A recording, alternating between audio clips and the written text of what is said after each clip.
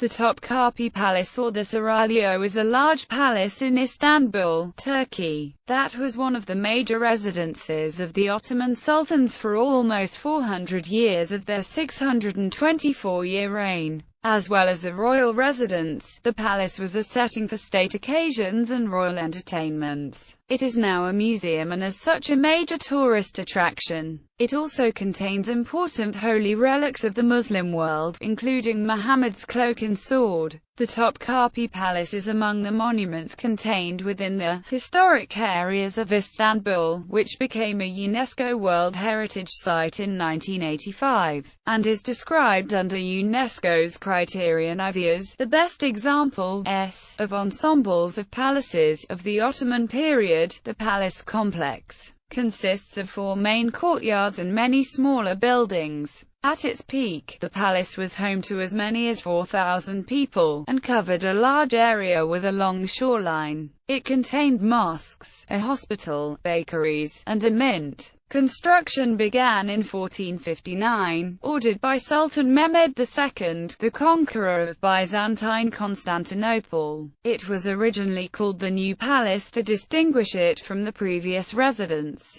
It received the name Topkapı in the 19th century, after a gate and shore pavilion. The complex was expanded over the centuries, with major renovations after the 1509 earthquake and the 1665 fire. After the 17th century, the Topkapı Palace gradually lost its importance as the sultans preferred to spend more time in their new palaces along the Bosphorus. In 1856, Sultan Abdülhamid I decided to move the court to the newly built Dolmabahce Palace, the first European-style palace in the city. Some functions, such as the imperial treasury, the library, and the mint, were retained in the Topkapı Palace. Following the end of the Ottoman Empire in 1923, Topkapı Palace was transformed by a government decree dated April 3, 1924, into a museum of the imperial era. The Topkapı Palace Museum is administered by the Ministry of Culture and Tourism. The palace complex has hundreds of rooms and chambers, but only the most important are accessible to the public today. The complex is guarded by officials of the ministry as well as armed guards of the Turkish military. The palace includes many fine examples of Ottoman architecture. It contains large collections of porcelain, robes, weapons, shields, armor, Ottoman miniatures, Islamic calligraphic manuscripts and murals,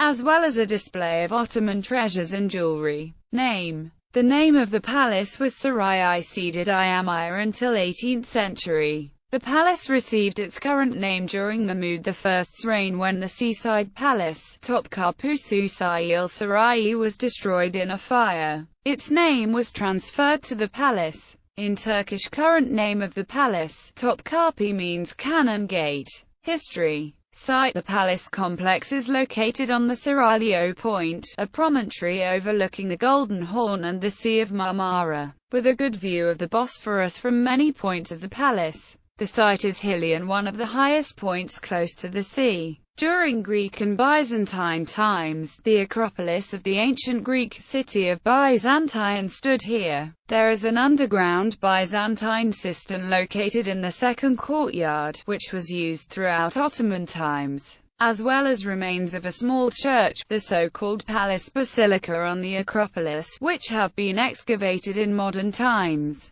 The nearby Church of Hagia Irene, though located in the first courtyard, is not considered a part of the old Byzantine Acropolis. Initial construction. After the Ottoman conquest in 1453, Sultan Mehmed II found the imperial Byzantine Great Palace of Constantinople largely in ruins. The Ottoman court initially set itself up in the old palace, today the site of Istanbul University. The Sultan then searched for a better location and chose the old Byzantine Acropolis, ordering the construction of a new palace in 1459. Layout. Sultan Mehmed II established the basic layout of the palace. He used the highest point of the promontory for his private quarters and innermost buildings. Various buildings and pavilions surrounded the innermost core and grew down the promontory towards the shores of the Bosphorus. The whole complex was surrounded by high walls, some of which date back to the Byzantine Acropolis.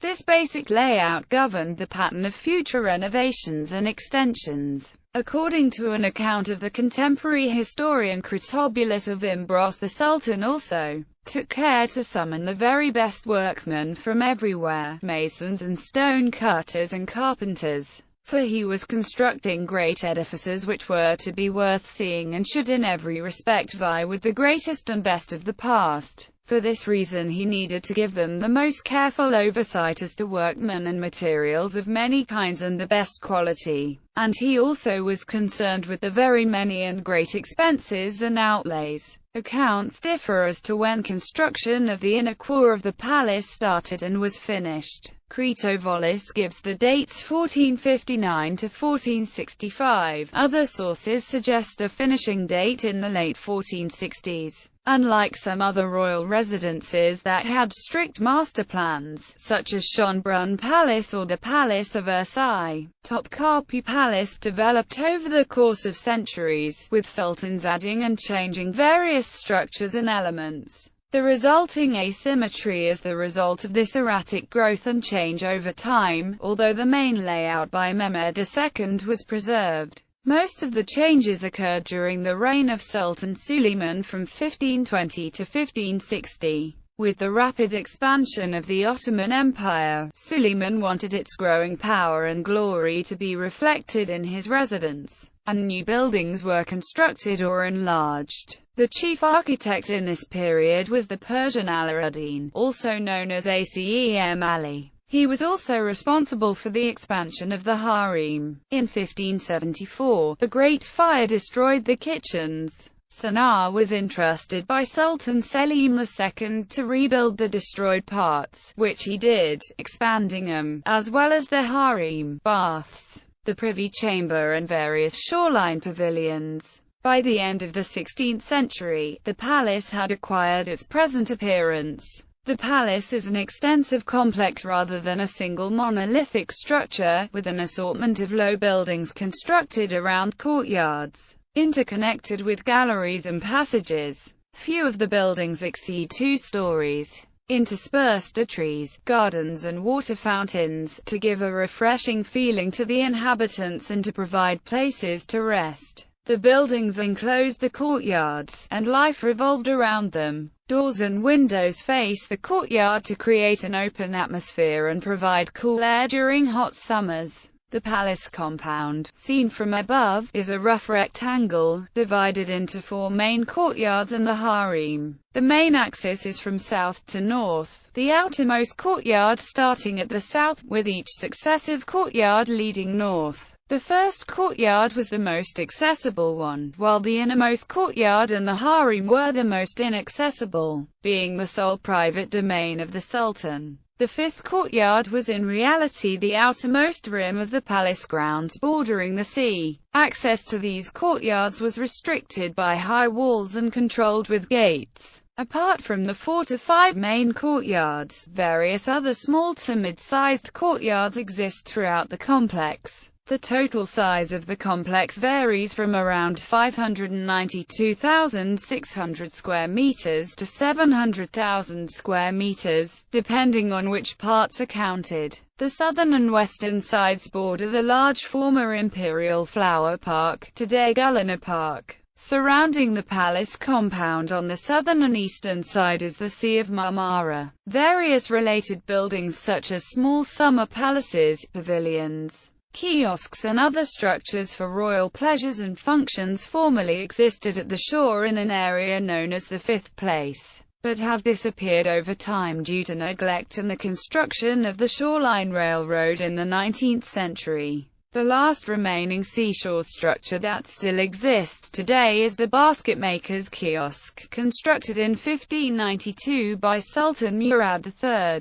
The total area of Topkapı Palace was in fact much larger than what it is today. Topkapı Palace was the main residence of the Sultan and his court. It was initially the seat of government as well as the imperial residence. Even though access was strictly regulated, inhabitants of the palace rarely had to venture out since the palace functioned almost as an autonomous entity, a city within a city. Audience and consultation chambers and areas served for the political workings of the empire. For the residents and visitors, the palace had its own water supply through underground cisterns, and the great kitchens provided for nourishment on a daily basis. Dormitories, gardens, libraries, schools, even mosques, were at the service of the court. Attached to the palace were diverse imperial societies of artists and craftsmen, collectively called the Ehli, which produced some of the finest work in the whole empire. A strict, ceremonial, codified daily life ensured imperial seclusion from the rest of the world.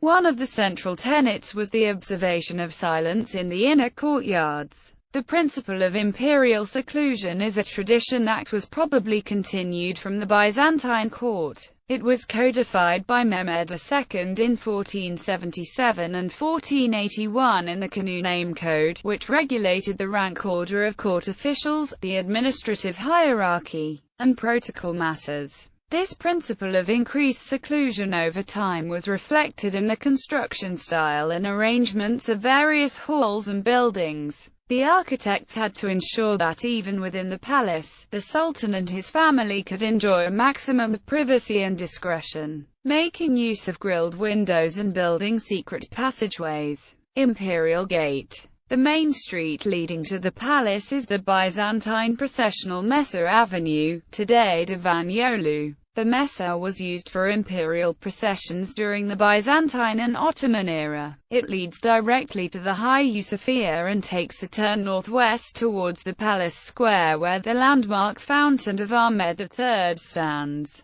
The Sultan would enter the palace through the Imperial Gate, also known as Gate of the Sultan, located to the south of the palace. This massive gate, originally dating from 1478, is now covered in 19th-century marble. The massiveness of this stone gate accentuates its defensive character. Its central arch leads to a high domed passage. Gilded Ottoman calligraphy adorns the structure at the top, with verses from the Quran and tuffrat of the sultans. Identified tuffrata of Sultan Mehmed II and Abdul Aziz I, who renovated the gate. One of the inscriptions at the gate proclaims, "By the grace of God, and by his approval, the foundations of this auspicious castle were laid, and its parts were solidly joined together to strengthen peace and tranquility." This blessed castle, with the aim of ensuring safety of Allah's support and the consent of the son of Sultan Mehmed, son of Sultan Murad, Sultan of the land, and ruler of the seas, the shadow of Allah on the people and demons, God's deputy in the east and west, the hero of water and soil, the conqueror of Constantinople and the father of its conquest, Sultan Mehmed Khan, may Allah make eternal his empire, and exalt his residence above the most lucid stars of the firmament. On each side of the hall are rooms for the guard. The gate was open from morning prayer until the last evening prayer. According to old documents, there was a wooden apartment above the gate area until the second half of the 19th century. It was used first as a pavilion by Mehmed, later as a depository for the properties of those who died inside the palace without heirs, and eventually as the receiving department of the treasury. It was also used as a vantage point for the ladies of the harem on special occasions. The Imperial Gate is the main entrance into the first courtyard. The four courtyards lead to each other, and during the Ottoman Empire, each became steadily more exclusive, leading to the fourth courtyard, which was the Sultan's private courtyard. First courtyard. The first courtyard spans Seraglio Point and is surrounded by high walls. This first courtyard functioned as an outer precinct or park and is the largest of all the courtyards of the palace. The steep slopes leading towards the sea had already been terraced under Byzantine rule. The first courtyard contained purely functional structures and some royal ones, many of which do not exist today. The structures that remain are the former imperial mint, the Church of Higher Irene and various fountains. The Byzantine Church of Higher Irene was never destroyed by the conquering Ottomans and survived by being used as a storehouse and imperial armory. This court was also known as the Court of the Janissaries or the Parade Court. Visitors entering the palace would follow the path towards the Gate of Salutation and the second courtyard of the palace. Court officials and janissaries would line the path dressed in their best garbs and waiting. Visitors had to dismount from the horses between the first and the second courtyard. Gate of Salutation. The large Gate of Salutation, also known as the Middle Gate, leads into the palace and the second courtyard. This crenellated gate has two large octagonal pointed towers. The date of construction of this gate is not clear, since the architecture of the towers is of Byzantine influence rather than Ottoman. It is speculated that the gate emulates the Gate of St. Barbara, which used to be the royal seaside entrance to the palace gardens from the shore of the Bosphorus. An inscription at the door dates this gate to at least 1542. In a miniature painting from the Hunna name from 1584, a low-roofed structure with 3 windows above the arch between the towers is clearly visible, probably a guard's hole that has since disappeared. The gate is richly decorated on both sides and in the upper part with religious inscriptions and monograms of sultans. No one apart for official purpose and foreign dignitaries were allowed passage through the gate. All visitors had to dismount by the middle gate, since only the Sultan was allowed to enter the gate on horseback. This was also a Byzantine tradition taken from the chalk gate of the Great Palace. The Fountain of the Executioner is where the executioner purportedly washed his hands and sword after a decapitation. Although there is disagreement if this is indeed that particular fountain. It is located on the right side when facing the Gate of Salutation from the first courtyard.